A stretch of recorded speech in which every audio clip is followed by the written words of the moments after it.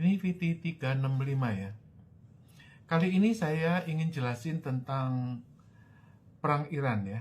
Ada pertanyaan dari teman kita mengenai ngapain ada kapal induk Amerika yang nongkrong di Pulau Nias dekat Aceh. Jadi kapal induk itu kalau dia berhenti sinyalnya hilang. Jadi dia akan jadi pulau. Nah, kapalnya banyak ya, pesawatnya ya. Jadi kenapa kapal induk itu berhenti di dekat Aceh? Karena ada perang Iran. Kali ini saya akan bahas mengenai edukasi ekonomi politik ya.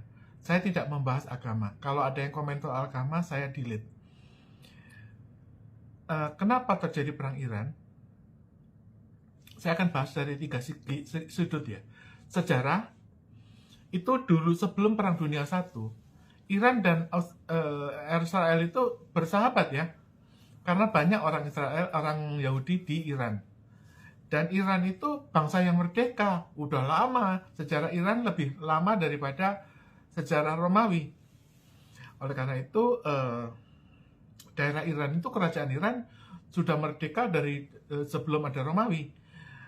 Dan sampai Perang Dunia Kedua, itu Iran baik-baik saja, ada rajanya di situ.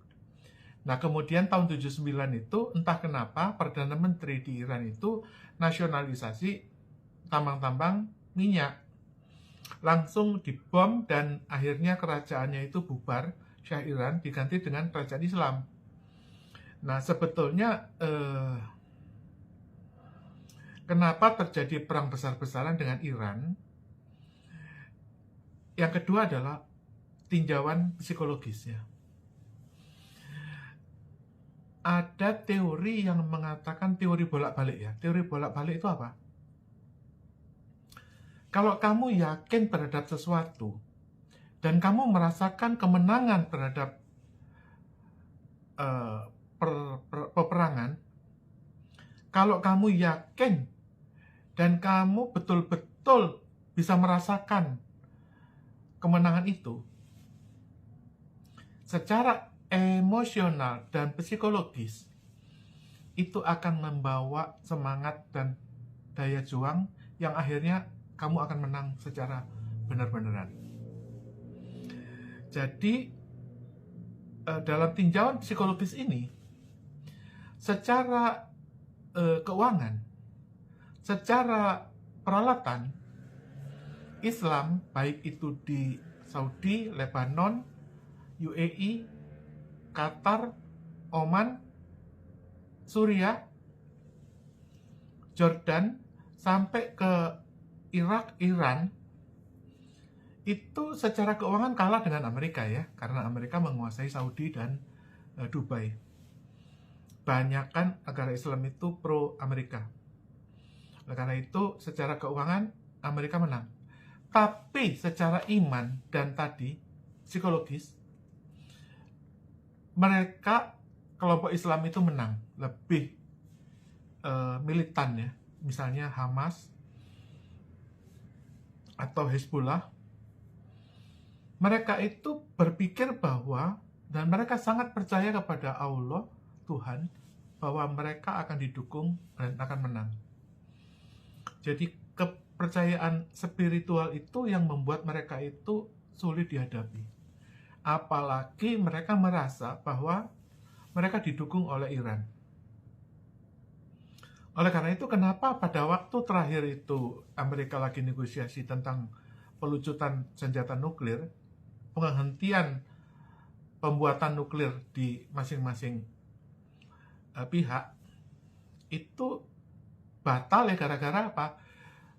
Israel merasa bahwa, ya orang Israel juga merasa bahwa mereka bangsa pilihan Tuhan ya. Sekarang saya bahas mengenai ketiga, faktanya bagaimana?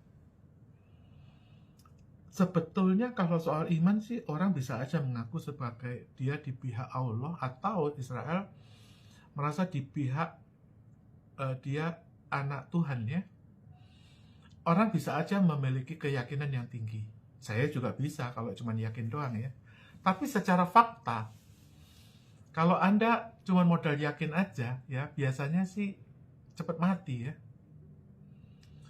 Contohnya ya Habib Rizik, ya toh, atau Jokowi deh, ya Jokowi.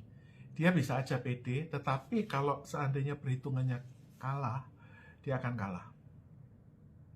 Jadi bedakan antara semangat spiritual yang masing-masing kuat, Israel kuat dan Iran juga kuat. Secara keuangan mereka berimbang ya. Disangka Israel itu negara kecil tapi duitnya banyak. Tetapi secara faktual jumlah pesawat bom, jumlah misil, jumlah satelit, jumlah teknologi, jumlah keuangan, anggaran militer Amerika itu 1 triliun dolar. Kalau Anda ingin bayangkan Indonesia berapa? Indonesia itu hanya 7 juta dolar. Ya. Bayangkan dengan Amerika yang 1 triliun dolar. Ya, jadi sehingga nggak ngefek gitu loh. Jadi kalau misalnya perang itu ya, Indonesia itu dalam waktu 2 minggu, itu pelurunya habis, solarnya habis, BBM-nya habis, dan tank-tank baja itu nggak bisa jalan. Ya, kecuali ada tambahan anggaran yang luar biasa. Nah, untuk itu kita harus perhitungkan. Jadi kalau misalnya mau perang, dalam 2 minggu kita mati lampu semuanya, PLN mati berhenti semua, solar habis, dan Amerika masih bisa bertahan 2 tahun, 3 tahun. Itu bandingkannya ya. Oleh karena itu, Amerika dan Israel harus membunuh impian dari Hamas maupun Hizbullah maupun yang di Suriah, Lebanon supaya berhenti, sehingga kepercayaan mereka itu akan runtuh kalau Iran itu jatuh. Jadi itulah motivasi perang Iran ya. Saya tidak membahas siapa yang menang atau siapa yang salah ya. Menurut saya sih nggak ada gunanya itu Israel nyerang Iran ya. Dua-duanya juga mati. Kalau Iran punya nuklir juga Israel hancur. Kalau Iran diserang nuklirnya Israel juga Iran bubar. Hasilnya apa? Hasilnya ya mungkin 10 juta, 100 juta orang akan mati. Itu adalah perang yang nggak berguna kalau menurut saya, tapi ya kenyataannya mereka perang. Kira-kira demikian. Ini hanya pembahasan tentang edukasi ya. Lain kali saya akan jelasin mengenai bagaimana Anda bisa mengenal fakta-fakta di mana Anda akan menang atau kalah. Gitu. Misalnya saya membuat buku ini, Mafia Bank Indonesia ya. Kalau hitungannya salah, ya Anda langsung dijemput tukang siomay di depan, teng, Anda dijemput. Tapi kalau Anda bisa mengerti perhitungannya, enggak lah gitu loh ya.